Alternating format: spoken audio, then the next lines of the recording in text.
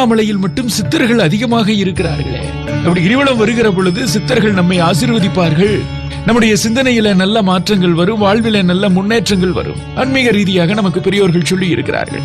திருவண்ணாமலையில் மட்டும் சித்தர்கள் அதிகமாக இருக்கிறார்களே, என்ன காரணம்? என்ன சொல்லுகிறார்கள் நம்முடைய பெரியோர்கள்? திருவண்ணாமலை மலை ஒரு பிரம்மாண்டத்தினுடைய உச்சம்.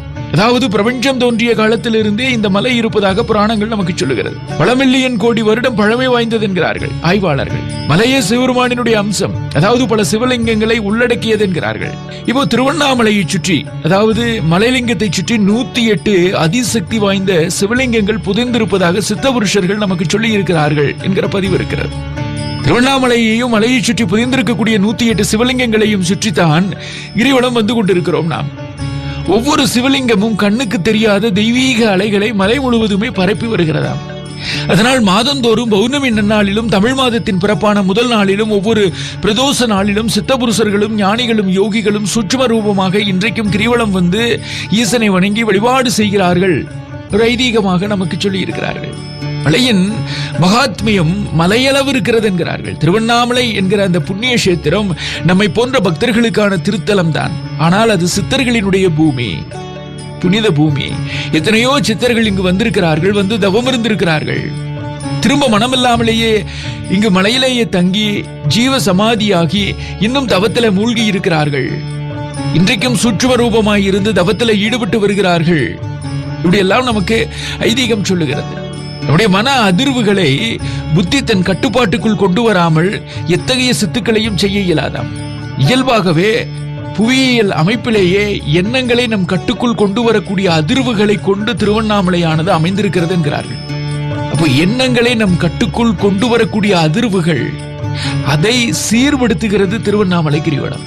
நம்முடைய மனதில் கோபம், ஆக்ரோஷம், குழப்பம், கவலை இவை எல்லாம் எழுகிற பொழுது நம் உடலை சுற்றி இருக்கக்கூடிய அலைகள் 14 ஹெர்ட்ஸுக்கு மேல் இருக்குமாம். இதனை பீட்டா அலைகள் என்று சொல்லுகிறார்கள். அந்த நிலையில மனம் நம் கட்டுப்பாட்டிலே இருக்காதாம். அப்போ நாம் ஓய்வு எடுக்கின்ற பொழுது அல்லது ஆழ்ந்த தூக்கத்தின் போது உடலை சுற்றி இருக்கக்கூடிய அலைகள் 14 ஹெர்ட்ஸுக்கு கீழே இருக்குமாம்.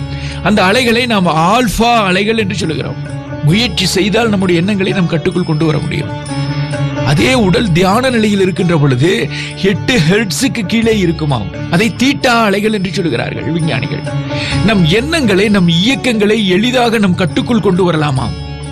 அதற்காகவே உலகெங்கிலும் இருக்கக்கூடிய சித்தர்கள் திருவண்ணாமலையை தேடி வருகிறார்கள் என்று சொல்கிறார்கள்.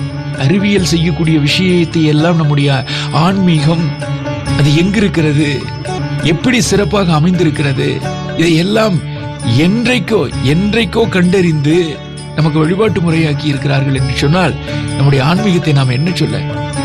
திருவண்ணாமலையானது இயல்பாகவே தீட்டா அதிர்வுகளை கொண்டிருக்கிறது என்கிறார்கள்.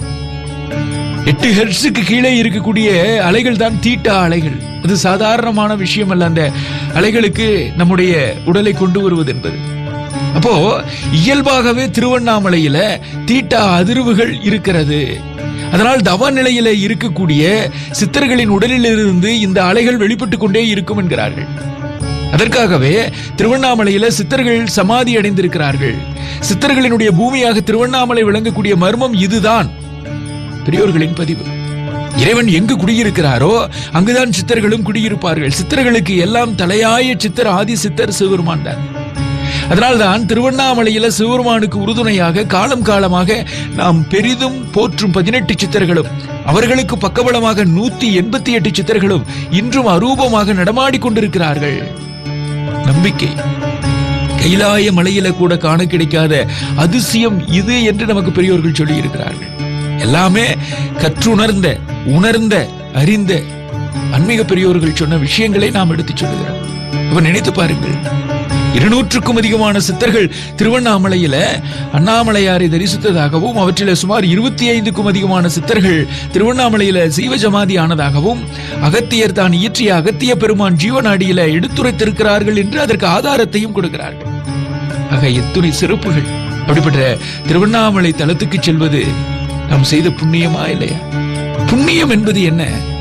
உடலையும் உள்ளத்தையும் ஆரோக்கியமாக வைப்பதற்கான சூழலை நமக்கு அந்த பேராற்றல் ஏற்படுத்தி கொடுக்கிறார் என்று சொன்னால், அந்த ஏற்பாட்டின் மூலம் நாம் அந்த இடத்திற்கு செல்லுகிறோம் என்று சொன்னால் அதுதான் புண்ணியம், அதுதான் கொடுப்பினை என்கிறோம் நாம்.